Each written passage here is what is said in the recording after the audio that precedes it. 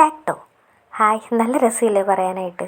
ഈ ഒരു സംഭവം എല്ലാവരും കണ്ടിട്ടുണ്ടാവും. നമ്മുടെയൊക്കെ കുട്ടിക്കാലത്ത് ഇതൊക്കെ വെച്ച് നമ്മൾ ഒരുപാട് കളിച്ചിട്ടുണ്ടാവും. ഈ ഒരു സംഭവം നമുക്കൊന്ന് ക്ലേ വെച്ച് ഉണ്ടാക്കി നോക്കിയാലോ. ക്ലേ നന്നായിട്ട് പരത്തിയെടുക്കുക. എന്നിട്ട് ഇതുപോലെ 4 സൈഡും നമ്മൾ കട്ട് ചെയ്ത് മാറ്റുക. ഇപ്പോൾ ഒരു സ്ക്വയർ ഷേപ്പ് കിട്ടിയില്ലേ.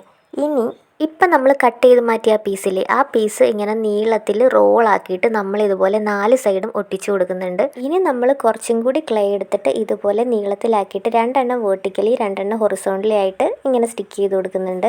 അങ്ങനെ നമ്മുടെ ബോർഡ് ഏകദേശം ആയിട്ടുണ്ട്. ഇനി ഇതുപോലെ കുറച്ച് ബോൾസ് ഉണ്ടാക്കണം നമുക്ക്. പിന്നെ നമ്മൾ കളർ ചെയ്ത് കൊടുക്കുന്നുണ്ട്. ഞാനിവിടെ യൂസ് ചെയ്തിരിക്കുന്നത് അക്രിലിക് കളേഴ്സാണ്. പിന്നെ കുറച്ച് സ്ലീക്ക് അതിൻ്റെ മുകളിൽ ഞാൻ അപ്ലൈ ചെയ്ത് കൊടുക്കുന്നുണ്ട്. കണ്ടോ തിളങ്ങുന്നത് നോക്കി. സ്ലീക്ക് യൂസ് ചെയ്താൽ ഇതുപോലൊരു ഷൈനിങ് കിട്ടും. പിന്നെ പെട്ടെന്ന് പെയിൻ്റ് ഒന്നും അങ്ങനെ ഇളകി പോവില്ല.